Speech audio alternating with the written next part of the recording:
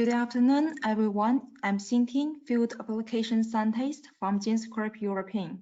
GenScript is a world-leading biotech company providing life science services and products. With gene synthesis, peptide, protein, antibody, and preclinical drug development service capabilities, we are internationally recognized as a leading biotech company specializing in fundamental life science research and early phase drug discovery services. So next, it's my pleasure to introduce our speaker, Dr. Xu. Dr. Xu is the Field Application Scientist of EUCC Department at GenScript. Today, she wants to talk about CHO Expression Platform, the workhorse of protein expression in pharmaceutical industry. This webinar will take around 40 minutes.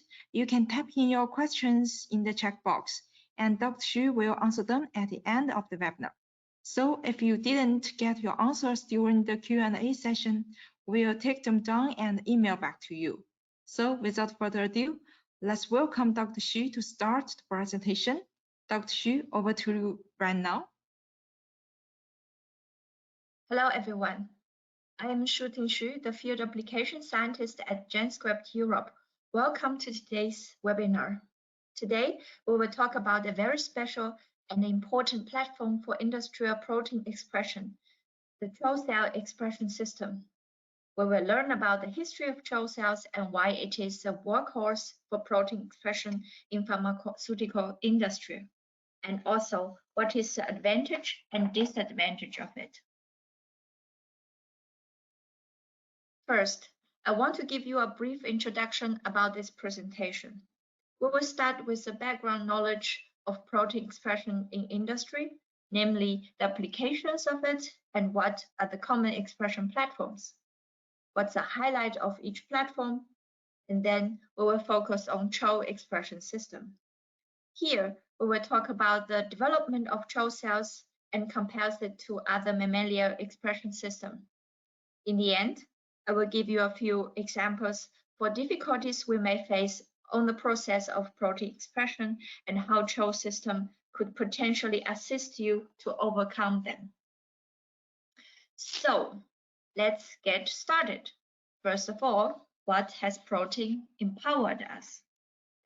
In another word, what do we make protein for? For example, the special locations of a protein can identify its particular structures, thus lead to the specific functions, such as transmembrane proteins and nuclear receptor proteins. Protein can also be expressed for its unique functions, as kinase and co-expression protein as example. In addition, proteins can play an important role in cellular signaling pathway, for example, cytokine and growth factors. Also, protein could be used as drug candidate to interfere with key receptor or signaling pathway, as we all know about antibodies. Of course, with today's environment condition about the fight with SARS-CoV-2, we also know that protein can be produced as viral parts of the protein as in purpose of research, and also importantly a part of vaccines. Just as today, according to WHO, more than 1/3 of the vaccine development going on battle with SARS-CoV-2, which are under preclinical study or clinical trials, are designed based on protein or protein subunits. So, what tools are used for protein expression? Typically, there are 4 platforms which are widely used for it. They are bacteria, yeast, insect, and mammalian. Of course, not all cells within these 4 catalogs can be used for suitable or expression proteins. For example, E. coli dominates the bacterial expression system, while in insect system, SF9, Hi5, and more other cells could share the work. In the mammalian system, majorly used are human cell Hex293 and hamster cell CHO. Even though there are many differences on how to express proteins on those 4 various expression platforms we just mentioned. We can simplify the general workflow of protein expression as such. Every project basically starts with the gene synthesis of target protein and followed by generation of expression construct. By cloning the sequence into the suitable expression plasmid vector, then it is transfected or transduced into the expression host cells, and then protein will be produced. Of course, protein purification and specific assays will be performed to make sure and make control of the protein quality, such as the size, purity, expression yield, and so on. So now we understand the general expression options. What are their characters? Since yeast expression is not so often used in industry, we will focus on the other 3 main expression systems for comparison by the following characters. First, when we talk about timeline, we talk about the turnaround time, how fast it can be from a gene synthesis to a delivered protein. If you want to go fast, E. coli is the best choice, and insect will be the slowest way for doing it. However, mammalian expression system can be medium fast to fast, depends on what type of protein are you expressing. So how expensive it is. Of course, it is an important criteria for industrial protein production.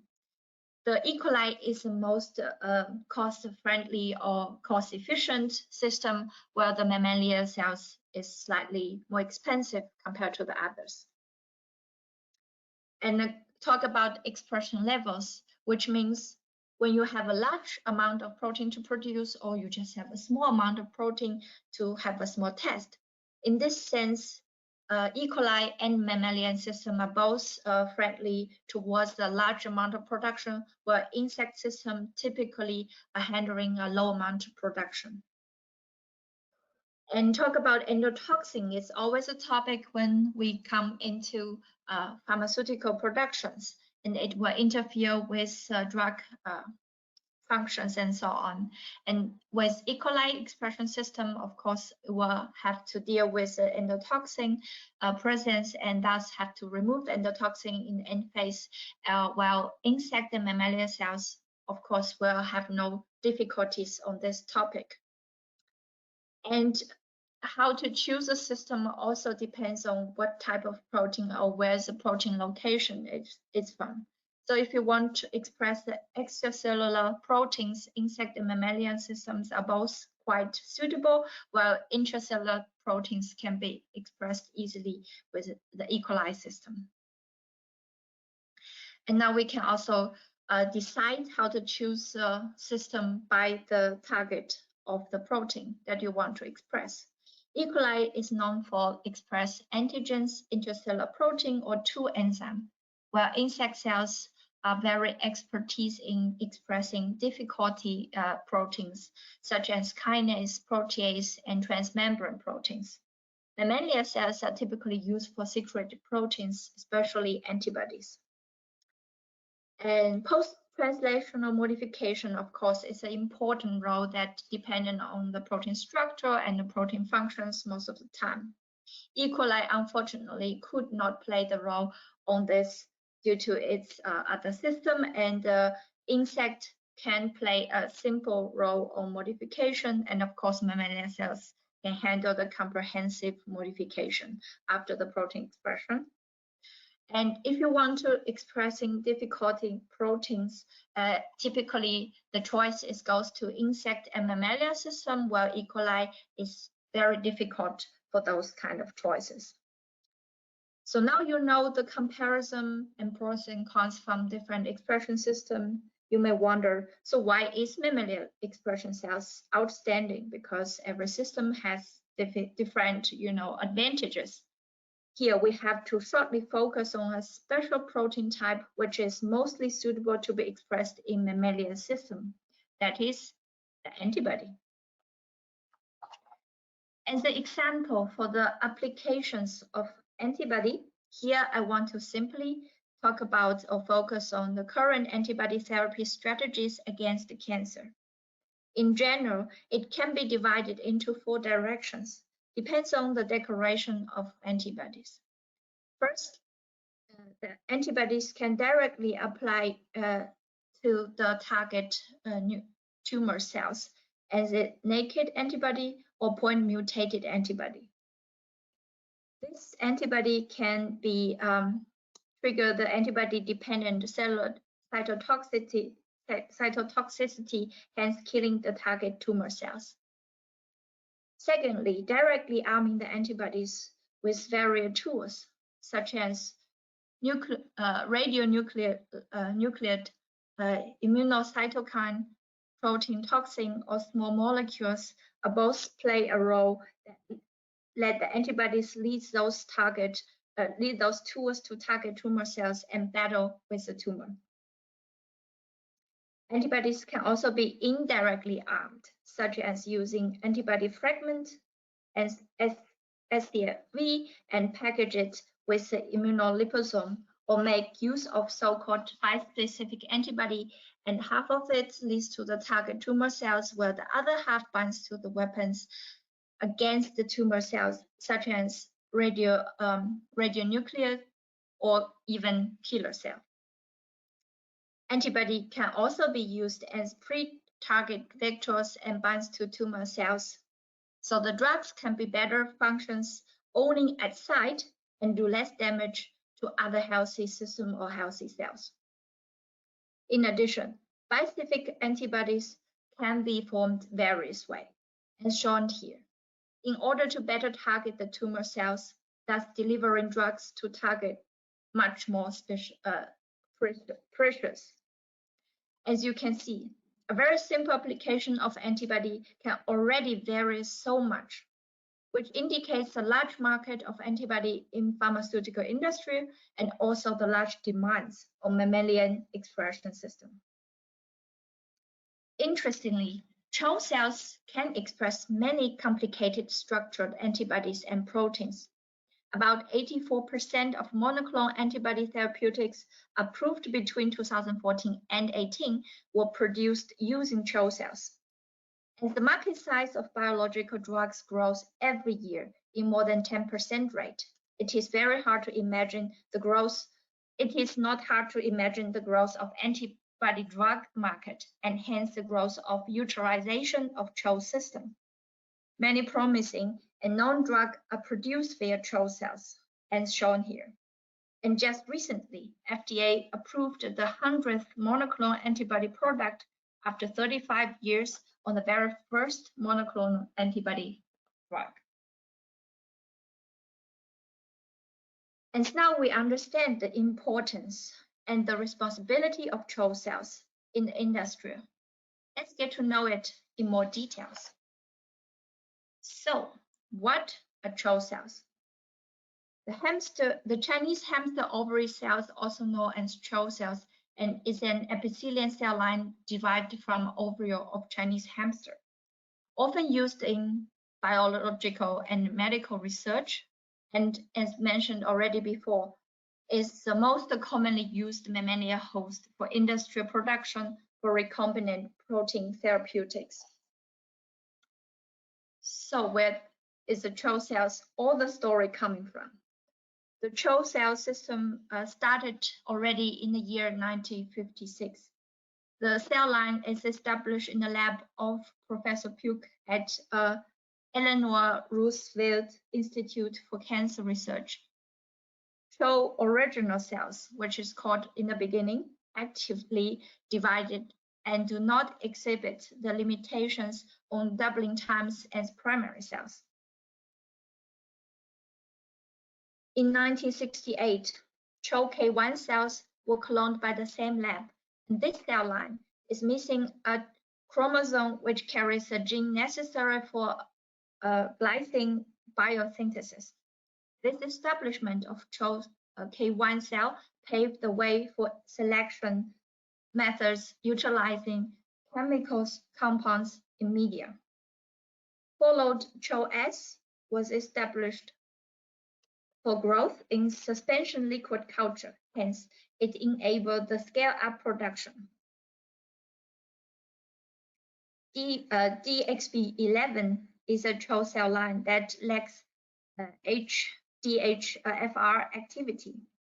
It cannot grow unless transfected with a functional copy of DHFR or in media supplemented with thymidine.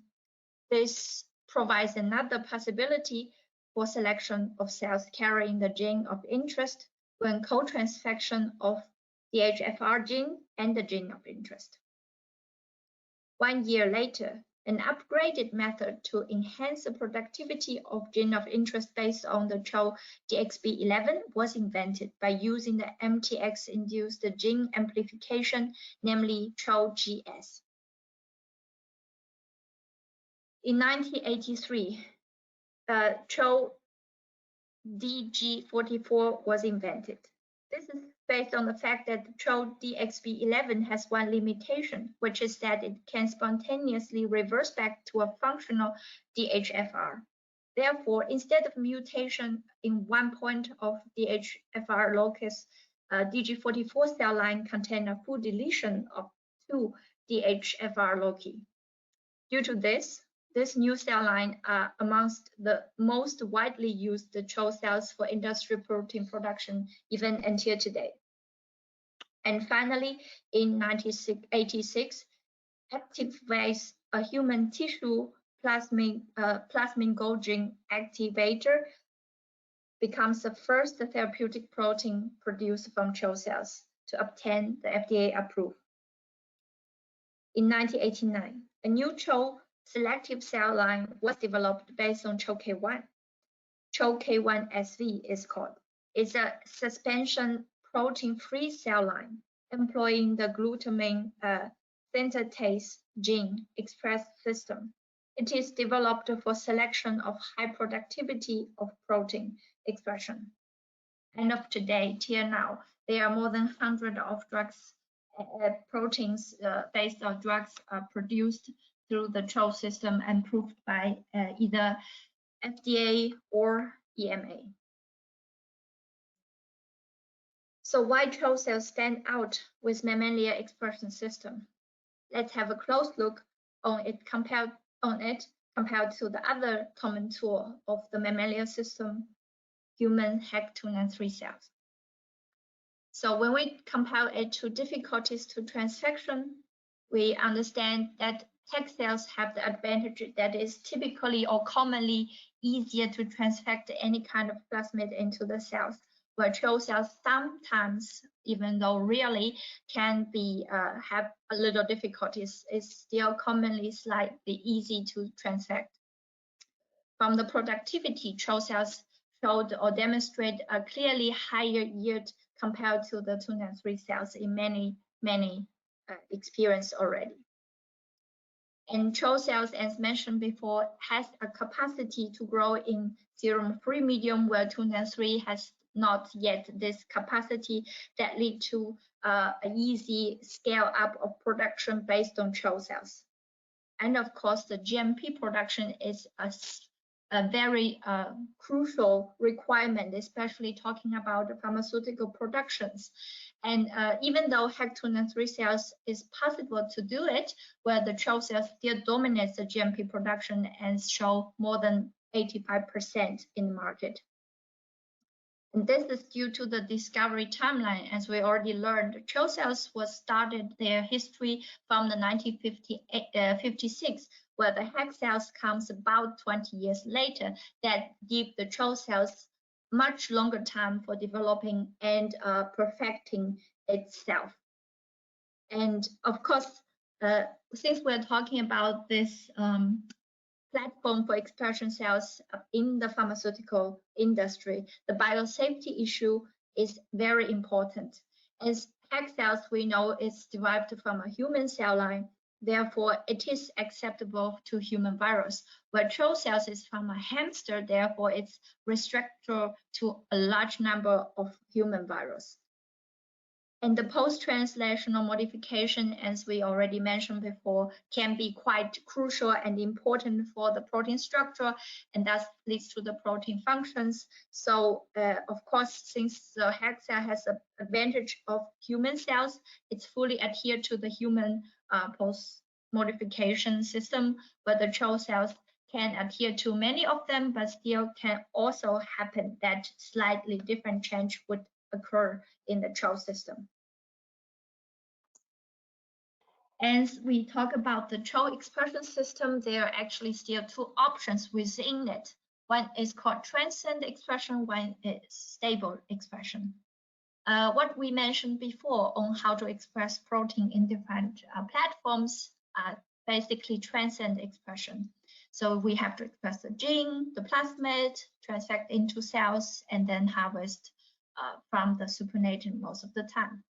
Well, the stable expression is much more complicated within the protocol. While in the beginning, of course, we need the gene to transfect to the cells, but afterwards we need a long time of selection procedure, subcloning, isolation, adaptation, banking, and expansion to the cell lines, and then we can harvest the protein products. As you see, the stable expression can be quite more complicated and lengthy, so why it exists? And then we have to compare to more dimensions to the transient expression. So of course, we already talked about from the turnaround time or the duration of the production for the protein. The transient expression system has the advantage to be much quicker than the stable cell line. However, if you want to do one-time expression of the proteins, of course, the Transcend system is what you are aiming for. But if you're looking for a long-term project, for example, you need constantly the same protein production monthly in this amount, then a stable cell line can be a much better choice for you. And also for the applications, if you are in the phase of in vitro or preclinical research, a transient production is relevant. While if you are in the clinic phase or preclinic phase, the stable will be much better. And batch to batch, this is due to this reason. Where transient expression, you can imagine due to every time a different way, or not different, just repeatedly again, a transaction. This can be or result in a slight variance for the protein quality, while the stable cell line is very consistent.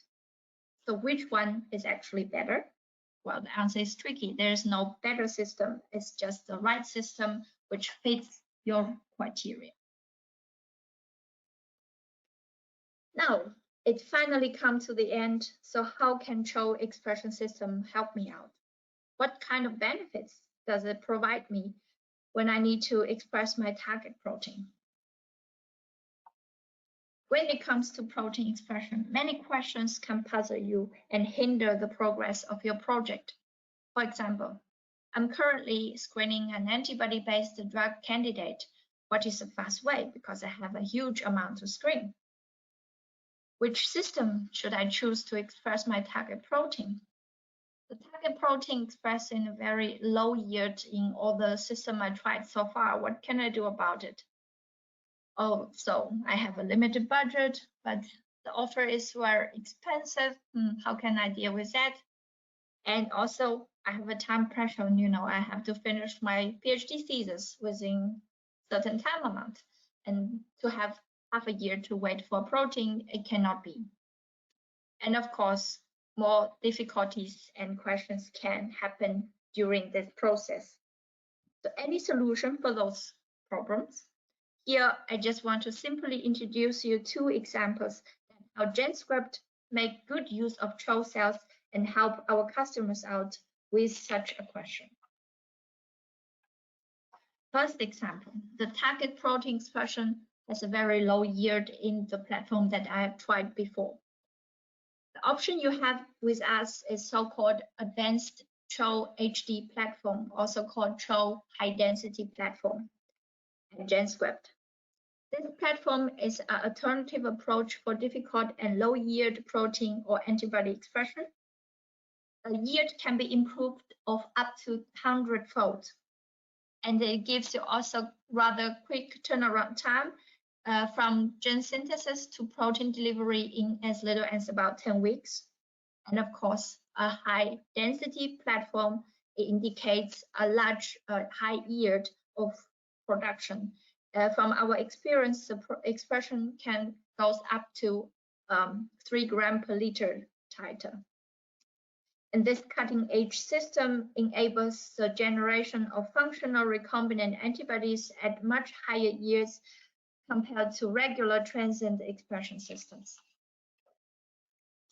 Another example from the troubles you may come across is that you are screening a large amount of drug candidate based on antibodies, and how is the fast way, what is the most cost-efficient way. And GenScript can also offer you a solution which is called the high throughput gene to antibody platform. This platform has a large capacity. It can produce about 10,000 target protein per month. It gives you a flexibility because this is applicable to various targets, not only just full antibody drug, also including the fragments, PAPs, FV, VHH, and so on. And this is cost effective because you can choose different packages and depends on your budget and time-wise. And in the end, this is fully automated, so high quality with 0 cross-contamination is guaranteed from this package.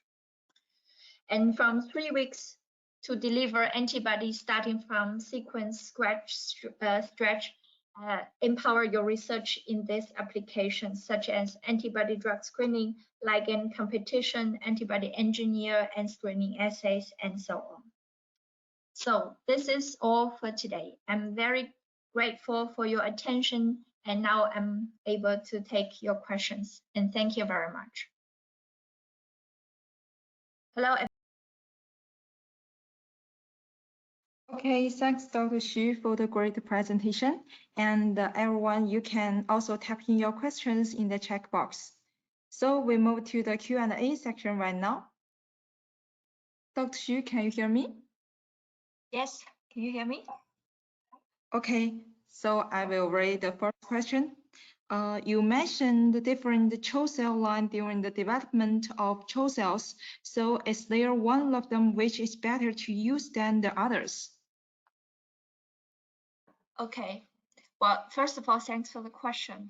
I think many papers have already discussed this topic. Of course, it is highly depends on which protein you want to express. And I remember there was a very nice paper described this issue published in 2019. They compared CHO-S, CHO-K1, and also CHO-DG44 for protein expression capacity. So their data demonstrated that the addition of feed concentrates substantially influence the cell accumulation by favoring one CHO host over the others. So it depends on also the medium, as it says. However, it seems, in general, averagely, the CHO-K1 always result in a bit higher titer for monoclonal antibody expression, where the CHO-S seems to be a better choice when expression proteins for biomass synthesis. That's from my side, the answer. Thank you. Okay, thanks, Dr. Xu. So the next question, what are the disadvantages of CHO expression system? Yes, thanks for the question first. So of course, CHO system is not perfect, as I already mentioned from my talk. I think, of course, when we talk about this disadvantages, it's always compared to the other systems. So of course, for instance, compared to E. coli system, CHO could always be slightly more expensive. This is one thing. And another thing is from the experience, when we express the same kind of proteins, CHO cells could be slightly take longer time to express a protein when compared to the HEC2/3 cells, but we're talking here about just a few days. And another, slight disadvantage of CHO system, especially compared to HEC2/3 cells, as I mentioned in the talk, is a post-translational modification, as the egg cells have the advantage of that it is derived from a human cell, so it is, comprehensively adhere to the humanized post-translational modification. And that's it. Okay, thanks, Dr. Xu. So the next question. There are a lot of factors co-determining the expression level, such as expression vectors, cell lines, and the sequence itself. I'm wondering whether GenScript can do any codon optimization for protein sequences, whether it helps. Yeah, of course, thanks. Yes, we can do the code optimization for any protein and antibody targets. And we will also have a webinar session in June soon to elaborate this topic and our advanced code optimization tool. You can join the webinar to learn more, of course. Yes, that's from my side, the answer. Okay, thanks. Thanks, Dr. Xu. So the next question. I have a bunch of antibodies to be generated for the downstream screening and suggestions from your side, since I want to save time and budget as well. Okay, yeah, it's a great question. Thank you. So to my knowledge, the high throughput platform, which actually I also mentioned shortly in my talk in the very end, could be the best solution for your needs. So we have such a platforms for bacterial, mammalian, and insect systems, so the high throughput, and we can discuss further how we can help if you just contact with our sales managers. That's from my side. Thank you. Okay, so the next question. Do you know what prevent HEC 293 from GMP production? It is not preventing, so they can produce a GMP production, but why the CHO is favored, so why it's dominant. So of course, it's because of the long history of CHO that we already mentioned. It is about like 20 years in advance to express the GMP production. So people feel more safe to do that. And also it is important that the CHO is preventing the human virus. So this is definitely a much safer choice. And that is why it's dominant. So there's nothing prevent 293 HEC to become it. It's just more difficult due to the handling issue. So it is take much less percentage to do it. So that's from my side.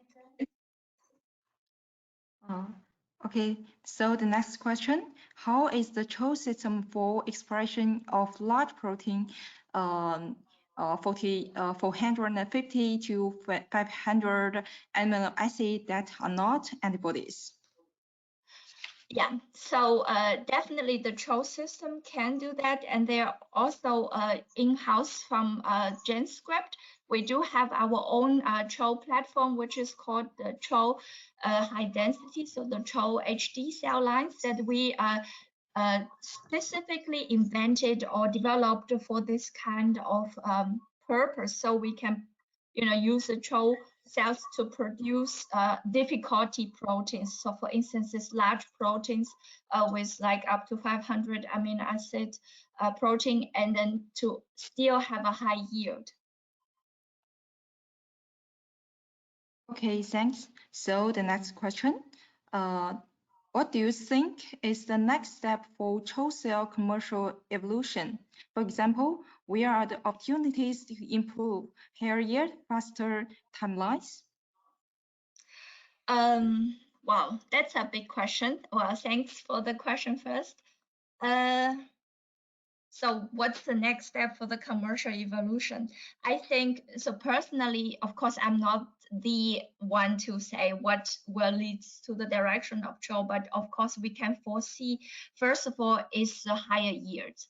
This is always a topic because in the end, when we go for the GMP production, we always want to have a gram level of a production, where at this moment, I do know there are a lot of CHO cells able to do that, but it's not very stable, and it's always, exceptional cases that can result in that. I think the trends to have a much stable CHO cell line, to have, consistency of gram level per liter of yield is what definitely we should aiming for. And a fast timeline is also an issue that is crucial for the industry of yield. It's also true. I think another point which here is not mentioned is the cost. This is important, as we already mentioned that CHO has a slightly disadvantage of, cost higher than the other platforms. I think how to reduce the cost of the CHO system is also a very important topic that we can improve. That's from my side. Thanks.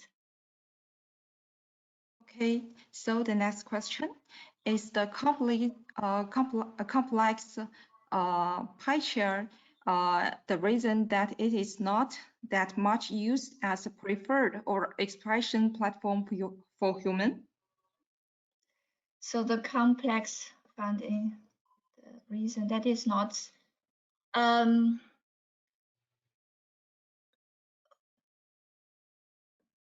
So this is a very good question. Thank you very much.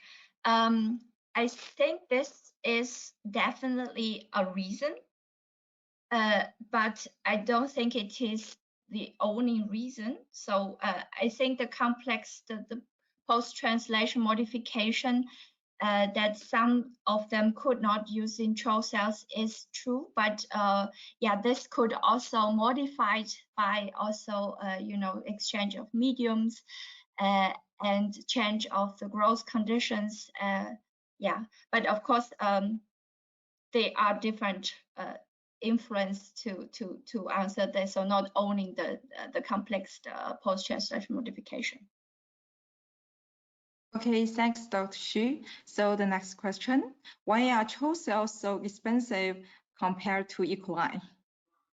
Yeah, so this is due to, of course, first of all, the growth timeline. So for the CHO system to expand the cells, this always take much longer, a few days, compared to, well, for E. coli, it's multiplied within hours. So this increased the cost, as you can imagine.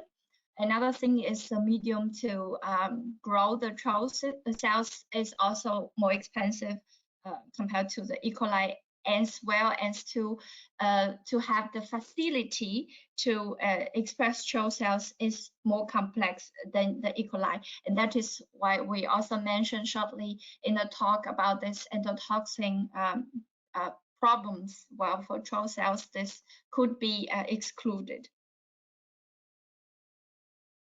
Okay, here is another question. As CHO should be readily available?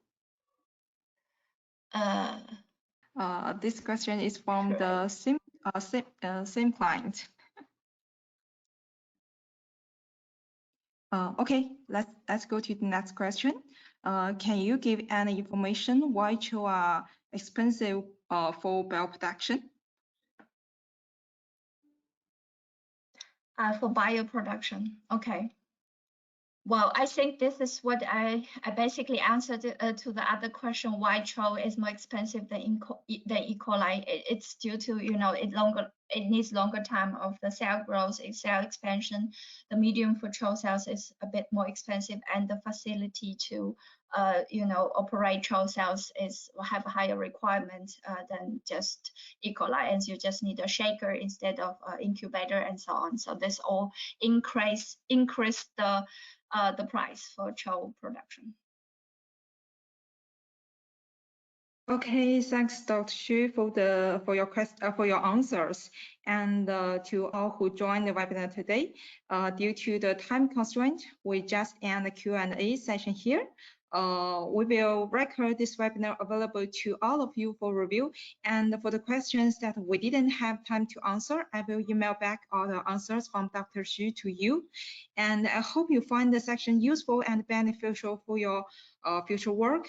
And additionally, I want to tell you in the next week, we will have another free webinar which talk about using predictive bioinformatics algorithm for new antigen peptide synthesis. If you are interested in this webinar, please follow up in the link to stay tuned for the latest webinar schedule. And thank you to everyone for joining again. And thanks, Dr. Xu. Thank you, Dr. Xu. Thanks so much. And I will conclude this webinar and have a nice day, everyone. Goodbye. Thank you. Goodbye. Bye-bye.